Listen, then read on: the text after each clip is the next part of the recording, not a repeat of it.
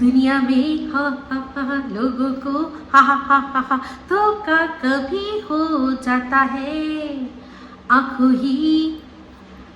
में यारों का दिल खो जाता है दो दिल दोनों समा आंखों का है ये बयां दोनों के दरमियां कोई भी हो ना यहाँ पर्दा पर्दा हाँ अपनों से कैसा पर्दा पर्दा हाँ अपनों से कैसा पर्दा oh Monica oh my darling hi আমি ফিদা welcome back to my channel চলে এসেছি আবার একটা নতুন ভিডিও নিয়ে। তো আজকে ভিডিওর শুরুতে ইন্ট্রোডাকশনে এই যে গানটা গাইলাম এই গানটা আমি অনেকবার এর আগে গিয়েছি, কিন্তু আজকে আমি কেন গাইলাম কারণ আগে যে ভিডিওটা দিলাম সেখানে দেখেছেন আমি বলেছি যে কিছু কথা বলবো কিসের, এই যে মিসেস মজুমদার আর তার বহিন সেই দুজনের মধ্যে যে মানে কথোপকথন কি হয়েছে আমি জানি না, মানে দুজনকে নিয়ে যে ভিডিওটা করেছে সেখানে বহিন কি বলেছে আমি দেখিনি, মানে মজুমদারের বহিন কি বলেছে আমি দেখিনি, কিন্তু মজুমদার যে কথাগুলো বহিনকে বলেছে সেখানটায় কিছু কিছু কথা আমি শুনেছি। সেখানে বলছিল যে পর্দা মানে বহিন মানে সুতো, মজুমদারের বহিন মানে সুতো নাকি বহিনকে বলেছে তার বহিনকে যে তুই আর কত ঢাকবি। এই যে আসানসোল বালির যে কেসটা হয়েছিল সেখানে আসানসোল বালির সাথে যে অন্যায়টা তোর ভাই করেছিল সেটা নিয়ে তো অনেক নোংরামি করেছিস। আর এই যে এখন তুই বলছিস যে তোর ভাই ওই ঝিমিকে আর কি প্রথমে বুঝতেই পারছিল না যে কার কথা বলা হচ্ছে, আর সেটা দিয়ে তুই যে বলছিস যে ও তো ওর নাম অন্য জানতো তাই জন্য ও বুঝতে পারেনি যে কার কথা হয়েছে, পরবর্তীকালে বুঝেছে, ঠিক আছে। তো সেক্ষেত্রে বলছে যে তুই আর কত ঢাকবি তুই নাম জানতিস না ধাম জানতিস না। তো হ্যাঁ, সেখানে আমার দুটো কথা আছে। একটা হচ্ছে গিয়ে অবশ্যই তার সাথে সেরকমভাবে কথা হোক বা না হোক সে কিন্তু নিজেই বলেছে যে আমি যখন ফোন করতাম অনেকটা সময় দেখতাম যে ফোন এনগেজ, তার মানে বুঝলাম যে কারোর সাথে খুব বেশি কথা হচ্ছে, ঠিক আছে। তো ওর ফোন আমি কোনোদিনও ট্রাই করিনি সেরকমভাবে যে সেখানে এনগেজ পাওয়ার ব্যাপার, কিন্তু হ্যাঁ আমি মনে আছে একটা কথা বলেছিলাম যে একটা সময় দেখতাম যে ও একবারই এরকম হয়েছে, সবসময় না, একবারই হয়েছে এরকম যে দেখছি অনেক রাত্রেও যে ও অনলাইন আছে, যেটা কিনা সাধারণত হওয়ার কথা না। ও তো আমরা জানি মোটামুটি 11টা-12টা বাজলেই একটা ঘুমের দেশে যাওয়ার মতো ব্যবস্থা, চোখ ফোক লাল হয়ে যায়, তো মোটামুটি অনেক সকাল সকাল ওঠে, তারপর সারাদিন খাটাখাটনির পর ওর মানে মোটামুটি 9টা 9:30 কি 10টা বাজতে গেলেই ওর চোখ ফোক পুরো লাল হয়ে যায়। আমরা দেখেছি অনেক সময় লাইভ করেছে, একটু রাত হলে ও মানে জেগে থাকতে পারছে না। একবার একটা যুগ্ম লাইভ ম্যাডামের সাথে হয়েছিল, সেখানেও দেখেছিলাম একটু রাত হয়ে গেছে বলে ঘুম পাচ্ছে বারবার হাই তুলছে। হ্যাঁ আমরা দেখেছি যে একটু রাতের দিকেও হাই তুলছে, চোখ লাল হয়ে গেছে, সেটার জন্য এই সুতোই আর কি বলেছিল যে তো চুল্লুকে আসে সেই জন্য ওর লাল হয়ে যায় চোখ। দিনের পর দিন এটা দাবি করেছিল, সেটার জন্য সন্দীপ তাকে একটা আইনি নোটিশও পাঠিয়েছিল উকিলের তরফ থেকে যে তুমি যে আমাকে যেসব গুলো বলছো উইদাউট কোনো প্রমাণ, যে কথাগুলো আমার সম্পর্কে বলছো বলে আমার ভাবমূর্তি নষ্ট করছো, তার জন্য আমি কিন্তু আমার মানহানি দাবি করব। কত টাকা না 1 কোটি টাকা, সেরকম একটা ও পাঠিয়েছিল। তো অবশ্যই যদি করতে হয়, কেসটা তো আর করে দেয়নি, কিন্তু যেহেতু কেস করবো বলেছে, তো যখন কেস করবেই তার যদি মনে হয় যে তার মান সম্মানের মানে দাম যেটা, সেটা অবশ্যই তার যে উকিল আছে তাদের সাথে সলা পরামর্শ করে তারাই অ্যামাউন্টটা বলেছিল, না হলে ও চাইলেই যে কোনো অ্যামাউন্ট কিন্তু বসিয়ে দিতে পারে না। তো ওর যা স্থাবর সম্পত্তি রয়েছে, জমি জমা রয়েছে, ও 2টো চ্যানেল রয়েছে, সেই 2টো চ্যানেল থেকে যা ইনকাম সে সময় হতো, এই সমস্ত দিকগুলো আর কি ও ক্যালকুলেশন করে একটা কিন্তু দাম ধরা হয় বা দাম কিন্তু দেওয়া হয়। আর যে কোর্ট কাছারির যে খরচাটা সেটাও এর মধ্যে ধরে নিয়ে একটা অ্যামাউন্ট কিন্তু সাধারণত উকিলরা লেখে, আমি যতদূর জানি, আমি ভুল হতেও পারি, তর্ক করবো না। তো সেক্ষেত্রে তার যদি মনে হচ্ছে তার যে সম্মানের দাম সেটা সে রেখেছিল, কিন্তু সেটা একটা ওয়ার্নিং ছিল যে তুমি যদি এবার বন্ধ না করো তাহলে আমি করব। সেক্ষেত্রে ও ছবি দেওয়া বন্ধ করে দিল, নামটাও যে নামটা ডাকছিল সেই নামটা অন্য নাম দিয়ে ও যেরকম করে সবাই ভিডিও করে সেরকম করছে, কিন্তু নোংরামিটা কিন্তু সে কোনোভাবেই বন্ধ করেনি। তৎক্ষণাৎ তো নয়, আরও বেড়ে গেছিলো, আরও অনেক রকম অনেক কিছু বলেছিল। তো সেই জন্য সন্দীপ কিন্তু পাঠিয়েছিল চিঠি। তো যাই হোক, এখন ও সন্দীপকে নিয়ে বলার সময় হয়তো সেই জিনিসগুলো খেয়াল রাখে। আমি অনেক দিন ওর সব ভিডিও দেখি না, তো তাই বলতে পারবো না। তো কিন্তু আজকে যেটা এই মজুমদারের মুখে শুনলাম, যেটা ও বলেছে, সেটা নিয়েই আমার কথা বলার রয়েছে। তো সেক্ষেত্রে বলছে ভাইকে আর কত ঢাকবি, না ঢাকাঢাকির তো কোনো প্রশ্ন নেই। ও খোলাখুলি, মজুমদারও খোলাখুলি ওকে বলে দিল যে তুই যার হয়ে যেটা বলতে এসছিস, যে যার সাথে অন্যায় হয়েছে, সে কে? সে একটা বাচ্চার মা। সে একটা বাচ্চার মা হয়ে, একটা ছোট বাচ্চা, মানছি তার হাজবেন্ড থাকে না, তার সত্ত্বেও সে একজন পুরুষ, যে পুরুষটারও স্টেটাস জানে, যেহেতু ফেসবুক থেকে আলাপ, সেহেতু স্টেটাস তো ভালো করেই জানে যে ওর বউ ছেড়ে চলে গেছে, ওকে নিয়ে এরকম তোলপাড় হচ্ছে এখন, সব তো জেনে শুনে তারপর ও তার সাথে আর কি আলাপ করেছিল, কথা বলেছিল। এই কথাগুলো ওর সম্পর্কে যা যা ওর উদ্দেশ্যে বললো মোটামুটি সবই ঠিক আছে। কিন্তু ওই যে এখন বহিন হয়ে গেলে অনেক সময় কি হয়, অনেক যেটা আসল কথা সেই কথাটাই মানে ভুলে যায় মানুষ বলতে, বা একটুখানি চুকে যায়, মিস্টেক করে যায়। কারণ কি বলুন তো, যে এখন সম্পর্ক ভালো রাখতে হবে, তো যেটা সম্পর্ক ভালো না থেকে মানে একদম নিরপেক্ষ, বা তার সাথে সে আমার কি মনে করলো না মনে করলো এসব চিন্তা না করে, সে কি রাগ করলো না দুঃখ পেলো সেসব না চিন্তা করলে, যখন আমরা স্ট্রেট টু স্ট্রেট কথা বলি না, তখন কিন্তু সব পয়েন্ট আমাদের মাথায় আসে। তো এই যে মজুমদার যে পয়েন্টগুলো ওকে বলেছে, প্রত্যেকটার সাথে আমি সহমত পোষণ করি, একদম ঠিক বলেছে। কিন্তু আসল যে পয়েন্টটা, সেটাই সে বলতে ভুলে গেছে, সেটাই আমি মনে করিয়ে দেবো। তো দেখুন, আমি কিন্তু বলেছিলাম যে ইউটিউবের স্বার্থে আবারও যদি আমার তাকে নাম নিতে হয়, সেই জন্যই কিন্তু আমি একটা সম্মানজনক নাম দিয়েই তাকে ডাকি। তার যেটা সারনেম, সেটাই তার হাজব্যান্ডের, যেহেতু উনি মিসেস, তাই জন্য মিসেস দিয়েই ডাকি। তো সে আমাকে যত নোংরাই ডাকুক, আমার কোনো যায় আসে না। আমি বলেছিলাম ইউটিউবে যা থাকার তাই থাকবে, ইউটিউবের বাইরে যে বন্ধুত্বটা ছিল সেটা আর নেই। তাই ইউটিউবে আমার তাকে কিছু বলতে কোনোভাবে কোনো জায়গায় আমি আটকাবো না।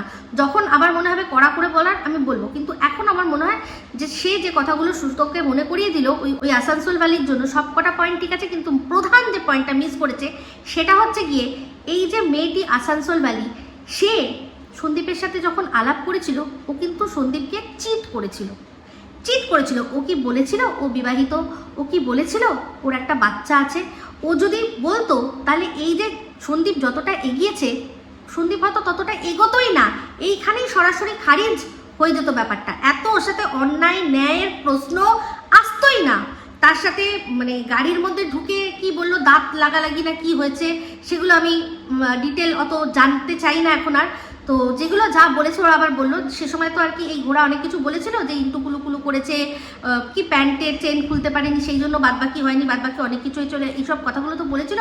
তো ও কি সন্দীপকে বলেছিল যে আমি জানো তো বিবাহিত, আমার একটা বাচ্চা আছে? ওর প্রোফাইল আমি দেখেছি, ওই মেয়েটি আমারও ফ্রেন্ড লিস্টে ছিল। শুধু আমার কেন, আমাদের মতো অনেকের সন্দীপের লিস্টে যারা যারা ছিল, ও মনে হয় ঝেঁটিয়ে সবাইকে ফ্রেন্ড রিকোয়েস্ট পাঠিয়ে দিয়ে গেছে। তো সেখানে ওই মেয়েটির আমি প্রোফাইল চেক করেছি, মেয়েটির উপর থেকে সে নিচ অব্দি সমস্ত কিছু দেখেছি, মানে প্রোফাইলের ওই যেটাকে হোম পেজ যেটা আসে, তার যে ফিডগুলো আসে, সেই ফিডের মধ্যে আমি পুরো দেখেছি, যা ছবি টবি ছিল যা ছিল, সেখানে বোঝার উপায় নেই যে মেয়েটি বিবাহিত, তার একটা বাচ্চা রয়েছে। সে বিবাহিত আর বাচ্চা রয়েছে সেটা লুকিয়ে সন্দীপের সাথে বন্ধুত্ব করেছিল। মানছি প্রথম যখন বন্ধুত্ব করেছিল ঠিক আছে, কিন্তু পরবর্তীকালে তো ওর বলে দেওয়া উচিত ছিল যে হ্যাঁ তোমার সাথে আমার বন্ধুত্ব হচ্ছে, খুব ভালো, কিন্তু তোমাকে আমার সম্পর্কে কিছু সত্যি কথা জানাতে চাই। আমি ইউটিউব মানে ফেসবুকে শেয়ার করি না, কিন্তু অ্যাকচুয়ালি আমার বিয়ে হয়ে গেছে, আমি বিবাহিত, আমার একটা ছোট বাচ্চা আছে 1 বছরের। ও কি বলেছিল? বলেনি। ও যদি প্রথমেই বলতো, সন্দীপ হয়তো তখনই তাহলে ডিসাইড করতো যে একটা বাচ্চার মা, একটা মানে একজনের স্ত্রী, তার সাথে আমি কি করে বন্ধুত্ব করব। এই কথাটা সে সময় অনেকেই সন্দীপকে বলেছে যে তুমিও তো অন্যের বউয়ের সাথে আর কি অ্যাফেয়ার্স করছো, যেরকম টিন করেছে, তিনকে নিয়ে যে পালিয়ে গেছে তাকে আমরা সবাই বউ চোর বলি। তো সেক্ষেত্রে তুমিও তো এরকম একজন যার বাচ্চা আছে, যার বর আছে, তার সত্ত্বেও তার সাথে প্রেম করেছো, এরকম ওদের দাবি ছিল। তো যদিও শুধুমাত্র বিষয়টা হয়তো বন্ধুত্বর মতোই ছিল, বন্ধুত্ব হয়েছে, দেখা করতে গেছে একবার, যাকে এতদিন ফেসবুকে দেখেছে তাকে সামনাসামনি একবার দেখার ইচ্ছা হয়েছে, সেখানে দুজনের মধ্যে কথোপকথন হয়েছে। মেয়েটি কি তখন বলেছিল যে আমি বিবাহিত? তার কোনো প্রমাণ? ওকে তো অনেক কিছু শেয়ার করেছে, এই আসানসোল ভ্যালি তো মানে সুতোকে সব শেয়ার করেছে। তাহলে প্রথম থেকে যখন আলাপ হচ্ছে, সেই লিস্টটা পাঠাতে বলুক, ও তো অনেক কিছুই দেখিয়েছে, এটাও নয় দেখাবে যে হ্যাঁ ও বলেছিল ও বিবাহিত, ওর একটা বাচ্চা আছে, তার সত্ত্বেও সন্দীপ ওর সাথে মিশেছিল।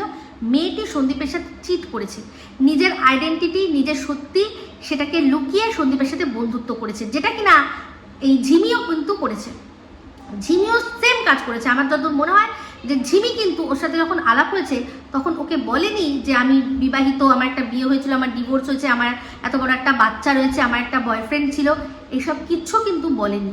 সেও কিন্তু সমস্ত কিছু লুকিয়ে সন্দীপের সাথে পুরোপুরি বন্ধুত্ব করেছে। তারপর সেই যখন এক্সপোজ হয়েছে তখনই হয়তো সন্দীপ সব কিছু জানতে পেরেছে, বা যদি এদের সম্পর্ক সত্যি খুব ভালো বন্ধুর হয়, হয়তো ও সব কিছু ওর সাথে শেয়ার করেছে, সেই জন্যই সন্দীপ কোনো কিছুতে হয়তো চমকায়নি বা ওই জিনিসটা নিয়ে কোনো রিয়্যাক্ট করেনি। এটা হতে পারে, এটা একটা আমার হতে পারে। এমনিতেও আমি জবের থেকে ঝিমির সাথে সমস্ত কিছু এক্সপোজ হয়ে গেছে, ঝিমির পুরো ব্যাপারটা যতক্ষণে সন্দীপের কাছে এক্সপোজ হয়ে গেছে, আমি কিন্তু তখন থেকেই আমার ধারণা যে এবার থেকে ওদের সম্পর্কটা মানে যতটা বন্ধুত্বপূর্ণ ছিল হয়তো আর নেই। সন্দীপ হয়তো ঠিকই করে নিয়েছে যে এর সাথে মানে আমি বন্ধুত্ব হয়ে যেরকম ধরনের ভাবছিলাম সেরকম হয়তো করবো না, এটা আমার ধারণা। আমি ভুল হতে পারি, কিন্তু তারপর থেকে ও এক্সপোজ হওয়ার পর থেকে কিন্তু আর একবারও মানে আমার মনে হয়নি যে এই যে বলছে যে হলদিয়া গেছে, ঝিমি গেছে, বা আরামবাগ রিসর্টে গেছে, তার মানে ঝিমি গেছে, আমার এটা মনে হয়নি। আমার মনে হচ্ছে যে হ্যাঁ অত যেরকম ঝিমি বলেছিল না যে আমরা শুধু কথা বলি, আর হচ্ছে গিয়ে হ্যাঁ আমরা কথা বলি, আর তারপর হচ্ছে আমাদের এখন আমি কথা বলি, আমার যদি মনে হয় কথা বলি, হয়তো ও বলেছে যে আমি এখানে যাচ্ছি, হয়তো ঝিমি সাজেস্ট করেছে যে তুমি ওইদিকে যাচ্ছ রাত কাটাবে, আরামবাগ রিসর্টে কিন্তু যেতে পারো, আমি এরকম গেছিলাম এক সময়, আমি গেছিলাম, হতে পারে, এটা অনুমান করে বলছি, আবার নাও হতে পারে। কিন্তু এটুকু শিওর যেটা সবাই প্রমাণ ছাড়া বলছে, আমি এই জিনিসটা মানে ততদিন ধরে বিরোধিতা করে যাব যতদিন ধরে না কোনো প্রমাণ পাচ্ছি, না ঝিমি কোনো যদি প্রমাণ দেখায়, যেটা সবাই দাবি করছে বিয়ের কথা, ঝিমি দেখাক বা যতক্ষণ না সন্দীপ বলুক সেরকমভাবে আমি বা অন্য কোথাও থেকে দেখি আমি কোনোদিনও বিলিভ করবো না। কারণ আমি এটা পুরোপুরি জানি যে সন্দীপ এই ভুলটা করবে না, কারণ ও সমস্ত কিছু দেখেছে। তাহলে এই আসানসোলওয়ালি সন্দীপকে চিট করেছিল, নিজের আইডেন্টিটি লুকিয়ে তার সাথে কচি একটা বাচ্চা মেয়ে হিসেবে, একটা অবিবাহিত মেয়ে হিসাবে তার সাথে আলাপ করে, তার সাথে বন্ধুত্ব করে চেয়েছিল, ভেবেছিল যদি কোনোভাবে ক্যাপচার করতে পারি তাহলে এই বরটাকে লাথ মারবো, লাথ মেরে আমি কি করব না ওর বাড়িতে একেবারে গিয়ে উঠবো, হয়তো এইসবই মাথার মধ্যে ছিল। বা ওই যে আরেকটা জিনিস যেটা বলেছিল যে কালো চিঠি, সেরকমভাবে এরকম যে অনেক ইউটিউবারের সাথে যেটা ও করেছে সেই খেলাটাই সন্দীপের সাথে খেলতে চেয়েছিল। বর বাচ্চা সবই থাকবে, কিন্তু তোমার কাছ থেকে আমি মোটা জিনিস আর কি একদম বাগিয়ে নেবো। তাহলে সেই মেয়েটির সাথে অন্যায় হয়েছিল সেটা ভালো করে বলতে পারলো না।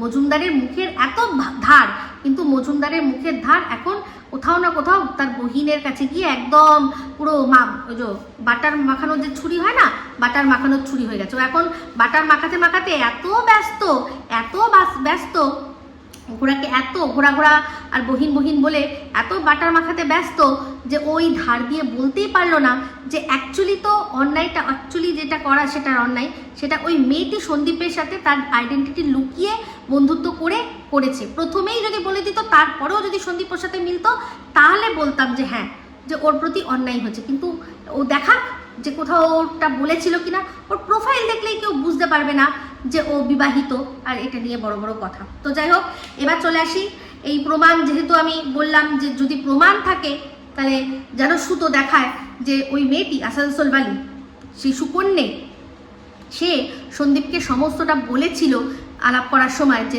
সে বিবাহিত, তার একটা বাচ্চা আছে। এই প্রমাণটা যদি ক্ষমতা থাকে তাহলে দেখাক। তো এই ক্ষমতা দেখানোর দিয়ে আরেকটা কথা মনে পড়ে গেল, সেটা হচ্ছে গিয়ে ম্যাডাম বলেছিল কাকে, ডিম্পাকে 24 ঘন্টা সময় দিয়েছিল না, যে তুমি যে আমাকে পাঠিয়েছিলে ওই যে একটা কি যেন বলে ভিডিও, সেই ভিডিওটা যে তুমি পাঠিয়েছিলে আমাকে, তার তুমি প্রমাণ দেবে। তো লাইভে উঠে বলেছিল যে হ্যাঁ আমি প্রমাণ দেবো, এক্ষুনি তো নেই আমার কাছে, নেই, আমি খুঁজে প্রমাণ দেব যে এটা আমি আপনাকে পাঠিয়েছিলাম।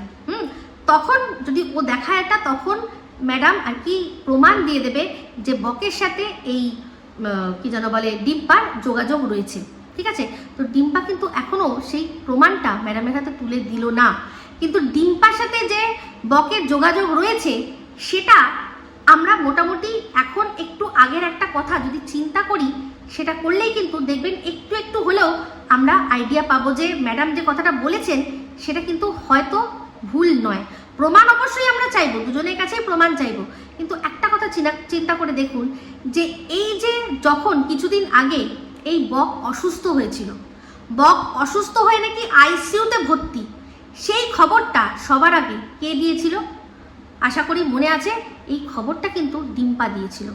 তাহলে ডিম্পা কি করে জানলো যে উনি অসুস্থ হয়ে পড়ে রয়েছেন, কি যেন বলে, আইসিইউতে?